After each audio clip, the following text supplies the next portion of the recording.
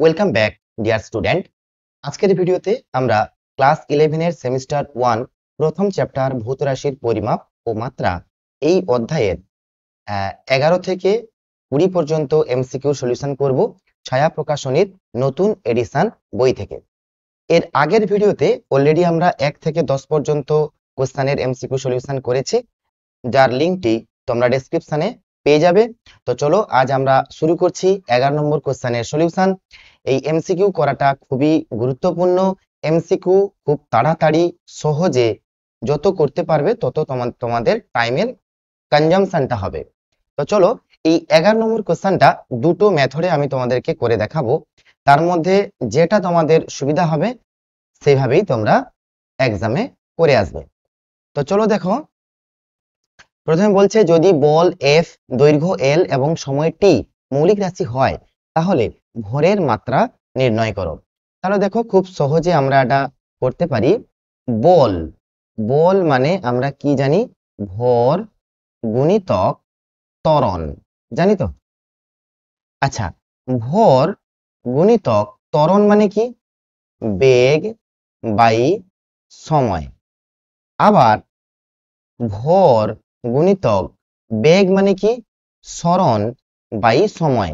তাহলে সরণ বাই সময়ের হল স্কয়ার আসবে। এবার বলছে এগুলো হচ্ছে মৌলিক রাশি, বল, F, L, T, all of those are the fundamental quantity. তাহলে এখান থেকে আমি লিখতে পারি ইমপ্লাইজ দ্যাট এফ এর মাত্রা, এটা তো মৌলিক রাশি, তাহলে এফটা এফ আকারে থাকবে, ইকুয়ালস টু ভর এম, এটা আমাকে বার করতে হবে, ইকুয়ালস টু সরণ, সরণ মানে হচ্ছে দৈর্ঘ্য, তাহলে এখানে কি হবে? ইনটু এল ডিভাইডেড বাই সময়ের হল স্কয়ার, তাহলে টি এর হল স্কয়ার। ঠিক আছে, তো এখান থেকে আমরা বার করব যে এম, এম এর মাত্রা ইকুয়ালস টু কি হবে? এফ থাকলো, এই এলটা এ পাশে আসবে, তার মানে F L to the power -1 T square নিচে আছে, গুণ হয়ে যাবে, তাহলে টি স্কয়ার। তাহলে কোনটা হলো? F L to the power -1 T square. এটা হচ্ছে তোমাদের শর্টকাট মেথড। যদি তোমরা ধরতে পারো, তার মানে এই যে রাশিগুলো দেওয়া আছে বল, দৈর্ঘ্য, সময় আর হচ্ছে ভর, এদের মধ্যে পারস্পরিক সম্পর্কটা যদি তোমরা লিখে নিতে পারো বা ভেবে নিতে পারো, তাহলে সেখান থেকে কিন্তু আননোন যে রাশির মাত্রা বার করতে বলেছে সেটা সহজে বেরিয়ে যাবে। যদি না পারো তাহলে তার জন্য কি প্রসেস? তার জন্য হচ্ছে ওই যে বিভিন্ন ভৌত রাশির মধ্যে পারস্পরিক সম্পর্ক নির্ণয়, ওই মেথড লাগাতে হবে। মনে করো ভরের মাত্রা বার করতে বলেছে, তাহলে তোমাকে ধরতে হবে এম, ঠিক আছে, প্রপোর্শনাল টু কি লিখতে হবে? এম এর এম প্রপোর্শনাল টু এফ মানে বল টু দি পাওয়ার এ, দৈর্ঘ্য মানে L to the power B, সময় মানে T to the power C. Clear হয়েছে? এরপর কি হবে দেখো, implies that M equals to একটা কে আসবে, F to the power A, L to the power B, T to the power C. এবার উভয় পাশে মাত্রা নিব, দিয়ে তুলনা করব। তাহলে এম এর মাত্রা কি হবে? এম, তার সাথে এল জিরো টি জিরো আমি লিখে রাখতে পারি, কিছু নেই মানে 1, M L zero T zero মানে 1।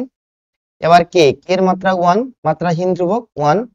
এবার এটা হবে এফ এর মাত্রা, এফ এর মাত্রা কি? M L T to the power -2 L to the power A, L এর মাত্রা এল টু দি পাওয়ার বি, টি এর মাত্রা টি টু দি পাওয়ার সি। তাহলে এটাকে একটু সাজিয়ে নিব, M to the power A, L to the power A plus B, T to the power -2a plus C. তাহলে এখান থেকে কি পাবো দেখো, যদি তুলনা করি M to the power A, M to the power 1, তাহলে a ইকুয়ালস টু 1। নিচে লিখবো a plus B equals to 0। আবার -2a প্লাস সি মানে টি এর পাওয়ার, এখানে টি এর পাওয়ার 0, তুলনা করলাম। তাহলে এখান থেকে c ইকুয়ালস টু কি পেলাম? c ইকুয়ালস টু পেলাম, c ইকুয়ালস টু পেলাম 2 ইনটু a। ঠিক আছে, c ইকুয়ালস টু পেলাম 2 ইনটু a। তাহলে a এর মান হচ্ছে 1, তাহলে c এর মান কত? c এর মান কত? 2। আবার এখানে b এর মান বার করতে হবে -a, আবার a এর মান হচ্ছে 1, তাহলে b এর মান কত হবে? -1। তাহলে আমরা b এর মান পেলাম, আমরা a এর মান পেলাম, আমরা সি এর মান পেলাম। তাহলে এগুলোকে নিয়ে এই 1 নম্বর সমীকরণ এটাকে নাম দেওয়া হবে। তো এখানে বসিয়ে দিতে হবে যে এবার কি ইকুয়েশন পাবো, তাহলে আমরা ইকুয়েশন পাবো অতএব m equals to K F to the power A মানে হচ্ছে 1 এফ, ঠিক আছে, এল টু দি পাওয়ার বি তার মানে L to the power -1, T to the power C তার মানে T to the power 2, T to the power 2। ওকে, যদি মাত্রা নিই, মাত্রা এম এর মাত্রা, তাহলে কি হবে, কে এর মাত্রা হচ্ছে মাত্রাহীন, তাহলে F L to the power -1 টি এর হোল স্কয়ার। যত কঠিন হোক না কেন এই টাইপের প্রশ্ন, যত কঠিন হলেও এই মেথড, এটা হচ্ছে মেথড 2, এটা হচ্ছে মেথড 2 আর এটা হচ্ছে মেথড 1। মেথড 1 সহজে হবে তখনই যখন তুমি পারস্পরিক সম্পর্কটা তাড়াতাড়ি করে ভেবে নিতে পারবে। আর যদি এমন কিছু দিল তোমাকে যে তুমি ভাবতে পারছো না, তখন কিন্তু এই মেথড 2 লাগাতে হবে, এতে কিন্তু সব অঙ্ক হয়ে যাবে। পারস্পরিক সম্পর্ক নির্ণয়ের যে অ্যাপ্লিকেশন ছিল, হ্যাঁ, মাত্রা বিশ্লেষণ পদ্ধতির সাহায্যে বিভিন্ন ভৌত রাশির মধ্যে পারস্পরিক সম্পর্ক নির্ণয়, ঠিক আছে। তো এইটা অ্যাপ্লাই করলাম এবং এটার উত্তর বেরিয়ে গেল। চলে যাব নেক্সট কোশ্চেন, 12 নম্বর কোশ্চেন। এটাও দেখো সেই একই জিনিস দিয়েছে, ওই একই জিনিসের পুনরাবৃত্তি। টি ইকুয়ালস টু, এখানে বলে দিয়েছে T equals to K M to the power X L to the power Y, ঠিক আছে, আর জি টু দি পাওয়ার জেড, যেখানে এই এক্স ওয়াই জেড এর মানটা কিভাবে বার করতে বলেছে। একদম সিম্পল, আমরা এটাকে কি নিব, মাত্রা নিব। তাহলে টি এর মাত্রা হচ্ছে কি m0 l0 টি নিলাম, এইটা ইকুয়ালস টু কে এর মাত্রা 1, এম এর মাত্রা m to the power x, ঠিক আছে, টু দি পাওয়ার x, এল এর মাত্রা দৈর্ঘ্য l to the power y, G মানে হচ্ছে ত্বরণ, তাহলে l T to the power -2 whole to the power z, সাজিয়ে নিব m to the power x l to the power y plus z আর t to the power -2z। Clear হয়েছে? এবার LHS আর RHS কে আমরা কি করব, কম্পেয়ার করব। Compare করলে কি পাবো, x equals to 0, x equals to 0, y plus z এটা ইকুয়ালস টু 0, আবার পাবো -2z এটা ইকুয়ালস টু 1। ক্লিয়ার হয়েছে? তাহলে z ইকুয়ালস টু কি মান পাবো, -1/2, z এর মান পেয়ে গেলাম। তাহলে z এর মান যদি পেয়ে যাই, এখানে y এর মানও পেয়ে যাব, y ইকুয়ালস টু -z, তাহলে y ইকুয়ালস টু কত হবে গো, হাফ, তার মানে হচ্ছে প্লাস হাফ। ক্লিয়ার হয়েছে? আর x এর মান তো 0, তাহলে দেখো x এর মান পাওয়া গেল, y এর মান পাওয়া গেল, z এর মানও পাওয়া গেল। তাহলে কোনটা উত্তর হবে? উত্তর হবে দেখো x এর মান 0 প্লাস 1, এটা মাইনাস হবে না, দিয়ে আছে, ঠিক আছে, option option option D is the right answer, 0 plus half minus half. এবং কিভাবে করলাম দেখেছো তো, এই অল্প একটু মেথড, এটা কিন্তু মেথড 2 লাগিয়েছি, হ্যাঁ। তো খুব সিম্পলি আমরা এইভাবে সম্পর্ক বার করতে পারবো এবং তাদের মধ্যে ওই তুলনা করে ঘাতগুলো, মাত্রার ঘাতগুলো অনায়াসে বার করতে পারবো। চলে যাব নেক্সট কোশ্চেন। নেক্সট কোশ্চেন বলছে 13 নম্বর কোশ্চেন, কৌণিক ভরবেগের মাত্রা হলো। এই কৌণিক ভরবেগ, এই জিনিসটা তোমরা বৃত্তীয় গতি বলে একটা চ্যাপ্টার আছে, বৃত্তীয় গতিতে তোমরা জানবে। তবে আমি একটু বলে রাখি কৌণিক ভরবেগটা কি হয়। কৌণিক ভরবেগ সমান কি হয়, এম ভি আর হয়। তার মানে ভর, গতিবেগ আর হচ্ছে ব্যাসার্ধ। বৃত্তাকার পথে যদি কোনো বস্তু ঘোরে, বৃত্তাকার পথে যদি কোনো বস্তু ঘুরে, তাহলে তার ব্যাসার্ধ আর, আর যে গতিবেগে ঘুরছে এটা হচ্ছে ভি, আর বস্তুর ভর যদি এম হয়, এটা দিয়ে রিলেশনটা হয়। আর তোমরা পড়বে এই জিনিসটা, চ্যাপ্টার হচ্ছে বৃত্তীয় গতি। তো জাস্ট খালি এখন এইটা জেনে রাখো, যেহেতু ফার্স্ট চ্যাপ্টার, হ্যাঁ, ইন ডিটেলস তোমরা এখনো পর্যন্ত জানোনি, জাস্ট এটুকু জেনে রাখো, দিলে তোমাদের হয়ে যাবে বাকিটা। দেখো কৌণিক ভরবেগকে এল দিয়ে প্রকাশ করা হয়, এল ইকুয়ালস টু এম ভি আর, ঠিক আছে, এইটুকু এখন মনে রাখতে হবে। পরের দিকে যখন বৃত্তীয় গতি পড়া হবে ইন ডিটেলস এই ইকুয়েশন কিভাবে ডিরাইভ হয়েছে জেনে যাবে। তাহলে এল এর মাত্রা বার করতে বলেছে, তাহলে এল এর মাত্রা মানে কি হবে, এম এর মাত্রা এম ভি আর এগুলোর মাত্রা হবে। তাহলে m এর মাত্রা হচ্ছে m, v এর মাত্রা l টু দি পাওয়ার -1 আর r এর মাত্রা হচ্ছে l। তাহলে এটা দাঁড়াবে তোমার m l square t to the power -1। ঠিক আছে, তাহলে দেখো দেখি কোনটা হয়েছে, অপশন সি এ আছে m l square t to the power -1 is the right answer. তো চলো যাব নেক্সট কোশ্চেনে। 14 নম্বর কোশ্চেন বলছে কোয়ান্টাম তত্ত্ব অনুযায়ী একটি ফোটন কণিকার শক্তি E এর কম্পাঙ্ক নিউ এর মধ্যে সম্পর্কটি হলো E equals to h new, যেখানে h হচ্ছে প্লাঙ্ক ধ্রুবক। তাহলে h এর মাত্রা কত? দেখো খুব সিম্পলি আমরা এটাকে ডিরাইভ করতে পারবো মাত্রা বিশ্লেষণের যে প্রয়োগ, এর সাহায্যে E equals to h new. আচ্ছা, তাহলে ভৌত রাশির মাত্রা কিভাবে বার করতে হয়, দেখো এখান থেকে বলেছে h এর মাত্রা, তাহলে h equals to e divided by nu. তাহলে h এর মাত্রা যদি নিব তাহলে e এর মাত্রা নিতে হবে আর নিউ এর মাত্রা নিতে হবে। e হচ্ছে শক্তি, তাহলে শক্তির মাত্রা কি হয়, শক্তি মানে হচ্ছে কি বল গুণিতক সরণ, তাহলে m l square t to the power -2। ঠিক আছে, আর নিউ হচ্ছে কম্পাঙ্ক, কম্পাঙ্ক মানে হচ্ছে 1 বাই সময়, মানে রেসিপ্রোকাল অফ দি টাইম, তাহলে t টু দি পাওয়ার -1। তাহলে এটা ইকুয়ালস টু e এর মান বসাবো m l square t to the power -2 divided by t to the power -1। তাহলে এটা দাঁড়াবে m l square t to the power m l square t to the power -1, নিচে -1 আছে উপরে -2 আছে, তাহলে একটা মাইনাস কেটে যাবে -1। তাহলে দেখো অপশন কোনটা আছে, option B is the right answer, m l square to the power -1। খুব সিম্পল, এভাবে তোমরা করতে পারবে। দেখো 15 নম্বর কোশ্চেনে বলছে একটি স্ক্রু গেজ এর চক্রাকার স্কেলের মোট ঘর সংখ্যা 50, চক্রাকার স্কেল, এবং স্ক্রু পিচ দিয়েছে 0.5 মিলিমিটার। এই স্ক্রু গেজের সাহায্যে একটি গোলকের বেস দেওয়া আছে, এটা নির্ণয় করতে হবে, যেখানে রৈখিক স্কেলের পার্ট দিয়েছে 2। রৈখিক স্কেলের পার্টটাও আমি এখানে লিখে দিচ্ছি 2, 2। ঠিক আছে, আর এখানে চক্রাকার স্কেলের পার্ট এখানে 25 দেখা যাচ্ছিল না, আমি ভালো করে লিখে দিচ্ছি, এটা 25 চক্রাকার স্কেল। যন্ত্রটা আমার কাছে আছে, তোমরা দেখতে পাচ্ছ। তো এই যন্ত্রের একটা দুটো জিনিস থাকে, রৈখিক স্কেল আর হচ্ছে চক্রাকার স্কেল। তাহলে এই চক্রাকার স্কেলটা পূর্ণ আবর্তনে রৈখিক স্কেল বরাবর যে দূরত্ব সরে যায় তাকে বলা হয় পিচ। তাহলে বুঝতে পারলে? তো এখানে বলছে চক্রাকার স্কেলের মোট ঘর সংখ্যা 50 এবং পিচ দেওয়া আছে। তাহলে এখানে ভার্নিয়ার কনস্ট্যান্ট কি করে বেরাবে বলো?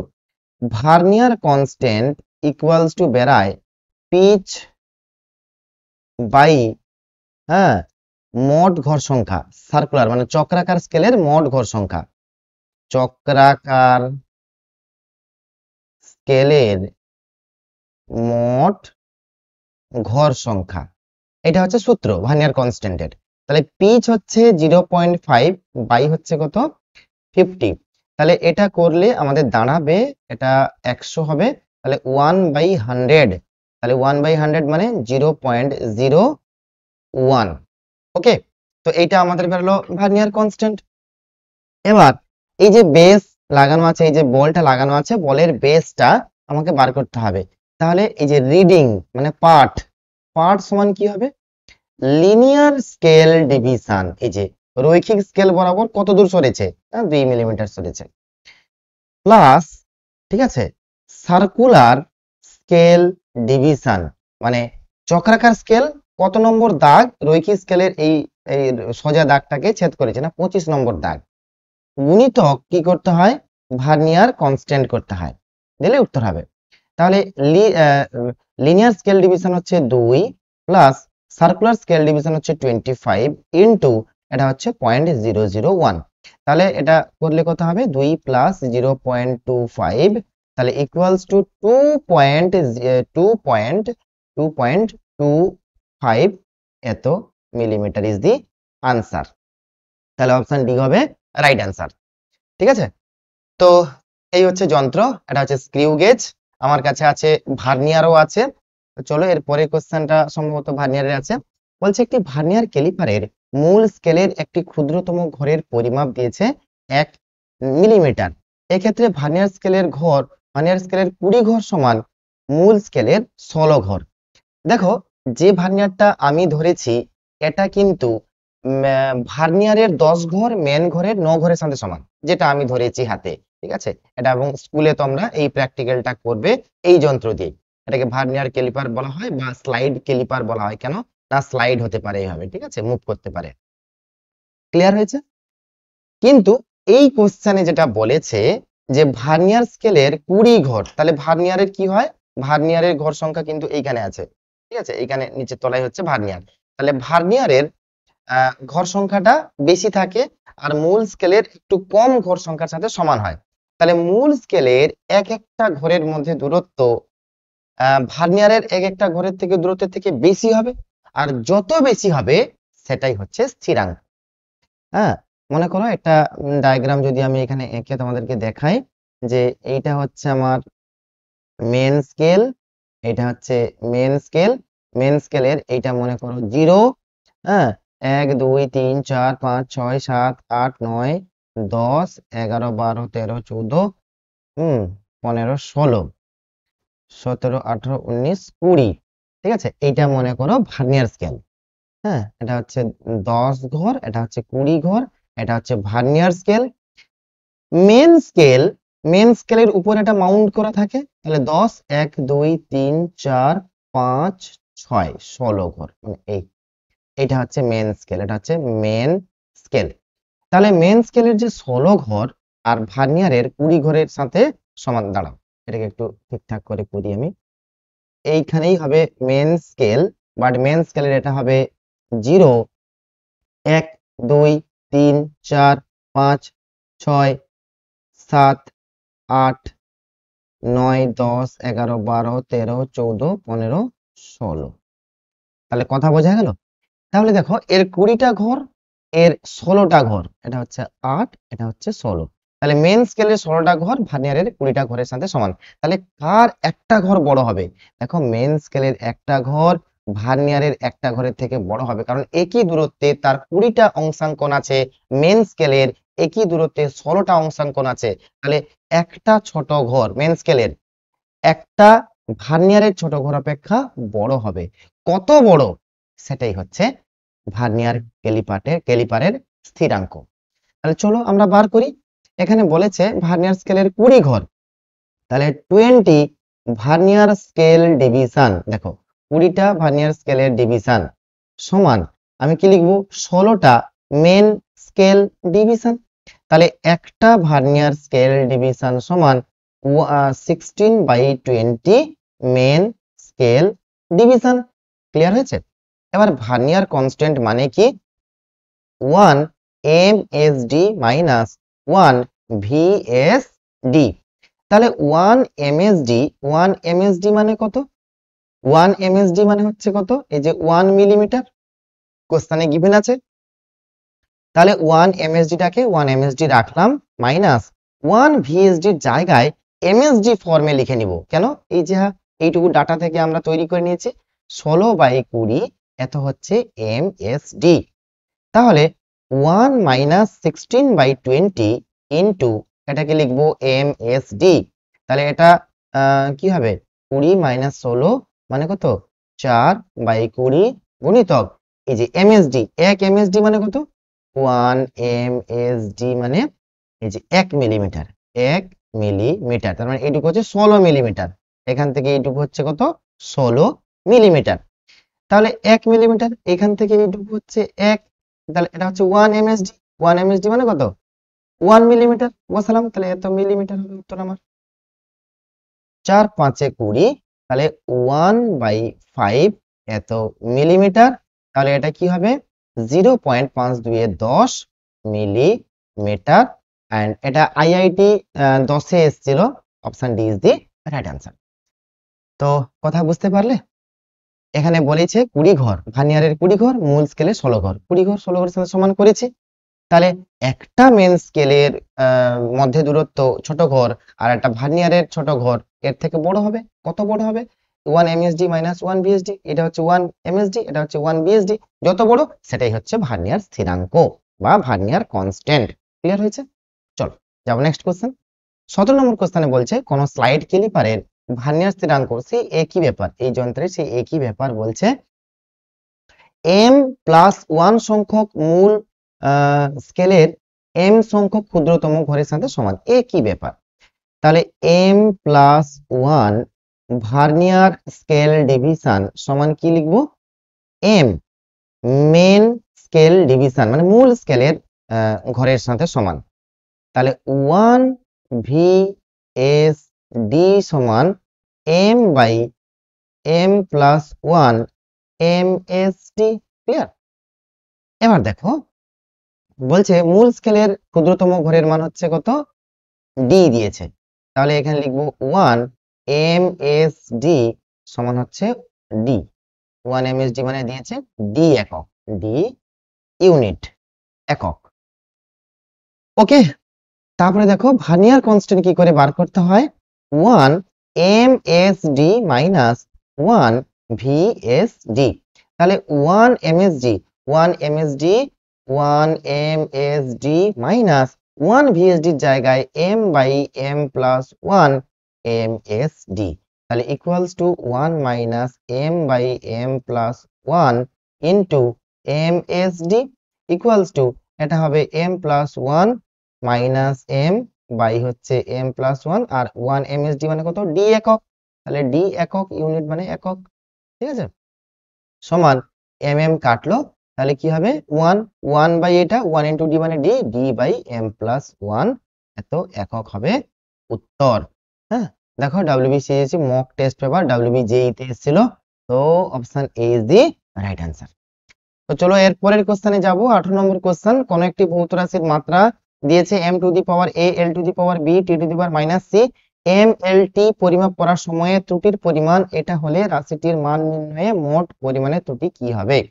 আচ্ছা, এই ত্রুটি মনে করো একটি ভৌত রাশির মাত্রা দিয়েছে, তাহলে ভৌত রাশিটি আমি ধরলাম q equals to m to the power a l to the power b আর t to the power minus c। তাহলে এটাকে আমি লিখতে পারি m to the power a l to the power b, নিচে লিখতে পারি t to the power c। তাহলে এই যে রাশিটার মাত্রা, পরিমাপের মাত্রার ত্রুটি, তাহলে delta Q by Q equals to কি হবে, এটা দেখো ভাগ থাক বা গুণ থাক সবগুলো কিন্তু কি হবে, যোগ হয়ে যাবে আর পাওয়ারটা নিচে চলে আসবে। তাহলে a into delta m by হচ্ছে m plus b into delta l by l plus c into delta T by T, যোগ সরি ভাগ বা গুণ যাই থাকুক না কেন সর্বদা আমাদের ওই পার্সেন্টেজ এররটা কি হবে, যোগ হবে, সর্বদা যোগ হবে। ক্লিয়ার? এটুকু মনে রাখবে। এবার দেখো এখন বলেই দিয়েছে এটার পার্সেন্টেজ, মানে এটাকে যদি আমি পার্সেন্টেজ নিই যে ডেল্টা কিউ বাই কিউ, এটাকে যদি আমি ইন্টু 100% করি, ইন্টু 100% করি, তাহলে এটাকে 100% দিয়ে গুণ করতে হবে। আর সেই পার্সেন্টটা দেওয়া আছে যে এম এর মানে delta M by M into 100% alpha percent দেওয়া আছে, তাহলে এটা এ আলফা হবে প্লাস বি ইন্টু এল এর বলা আছে বিটা, তাহলে বি বিটা হবে plus delta T by T, এটা গামা দেওয়া আছে, তাহলে এটা সি গামা পার্সেন্ট, তাহলে এটা পার্সেন্ট। তো এটা হচ্ছে আমাদের উত্তর। তাহলে দেখো কোনটা হবে, option B is the right answer. Okay, তাহলে এরপরে যাব নেক্সট কোশ্চেন। 19 নম্বর কোশ্চেন বলছে একটি তারের ভ্রমর, প্রস্থচ্ছেদের ব্যাসার্ধ এবং দৈর্ঘ্যের পরীক্ষালব্ধ মানগুলি যথাক্রমে দেওয়া আছে।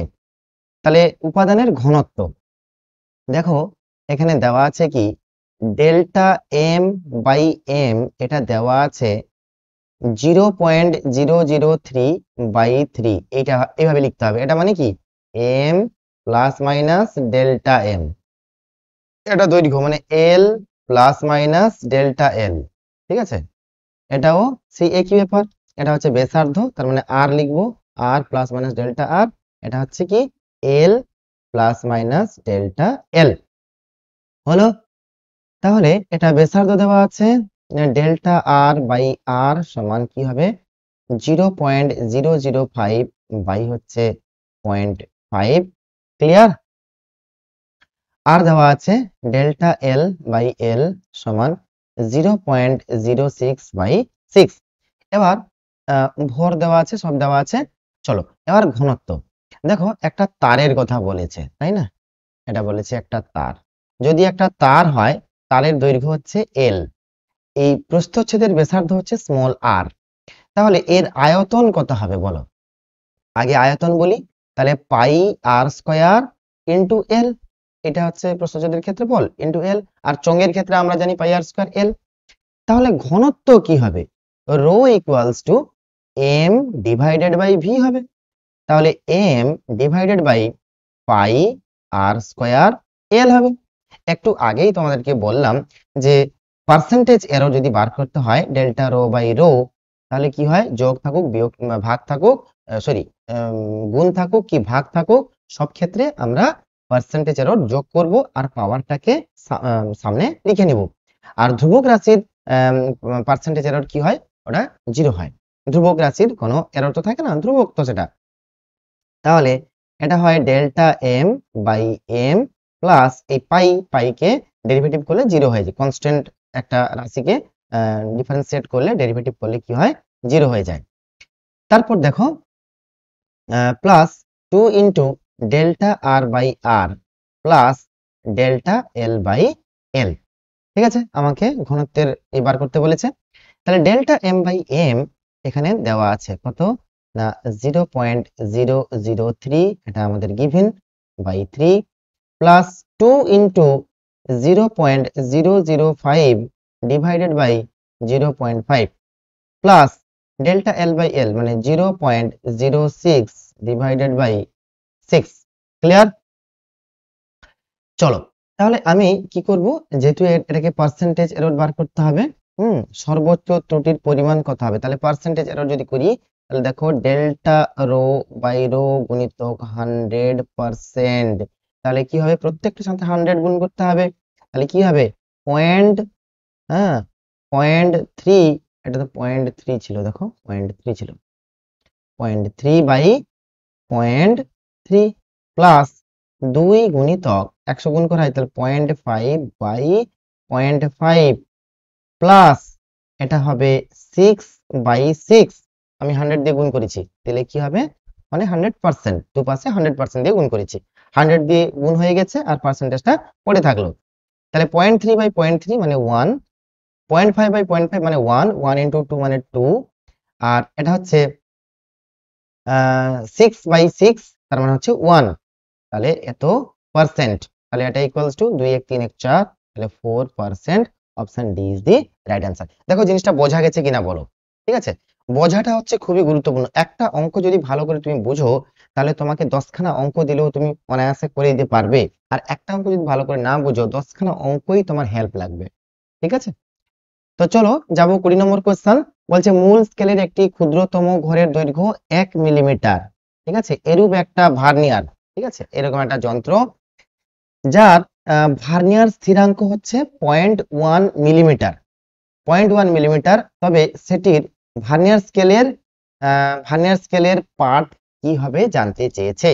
আমরা একটু আগেই আজকে করলাম ভার্নিয়ারের ক্ষেত্রে আমরা কি পড়েছি, অ্যাকচুয়ালি ভার্নিয়ারের ক্ষেত্রে কি হয়, এই যে আমার হাতে যে ভার্নিয়ারটা আছে, এর কি হয়, এর কিন্তু তোমার ভার্নিয়ারের 10খানা দাগ মেন স্কেলের 9টা দাগের সাথে সমান, তাহলে এই ক্ষেত্রে ভার্নিয়ার কনস্ট্যান্ট আসবে 1 মাইনাস 9/10। 9/10টা হচ্ছে কি না 1 vernier division equals to 9/10 MSD মানে মেন স্কেল ডিভিশন। তাহলে একটা মেন স্কেল ডিভিশন একটা ভার্নিয়ার ডিভিশন থেকে কত বড়, এটাই। আচ্ছা, তো এটাকে আমরা যদি করব তাহলে 1/10 তার মানে হচ্ছে 0.1, তাহলে এটাই হচ্ছে জিনিস। এই জিনিসটা যেটা আমার হাতে আছে, এই স্কেলের যে ভার্নিয়ার কনস্ট্যান্ট, এটা কিন্তু এইটাই বলেছে যে 0.1। তাহলে কিন্তু অপশনে নেই, 9টি 10টি নেই, দেখো 9টি 10টি নেই, নেই তো কোনো অসুবিধা নেই। দেখো 1 মাইনাস এটাকে আমি 90 করে দিব, মানে উপরে 10 গুণ করে দিব, নিচে 10 গুণ করে দিব, তাহলেও দেখো একই ব্যাপার আসছে 10/100, তাহলে সেক্ষেত্রেও 0.1 আসবে।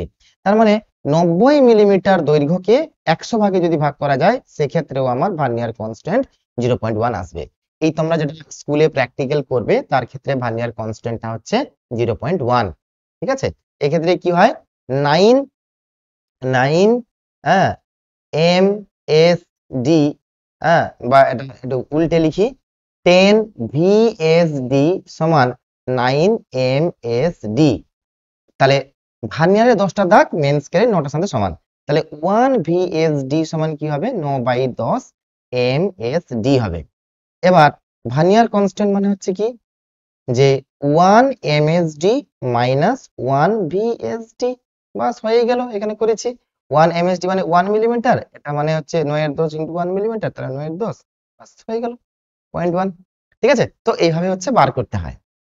তো চলো আজ এই পর্যন্ত, নেক্সট ভিডিওতে আমরা আলোচনা করব 21 থেকে 30 পর্যন্ত কোশ্চেনের সলিউশন। তো তোমরা ভালো থেকো, সুস্থ থেকো, চ্যানেলটিকে ভিজিট করো, আর দেখা হচ্ছে নেক্সট ভিডিওতে।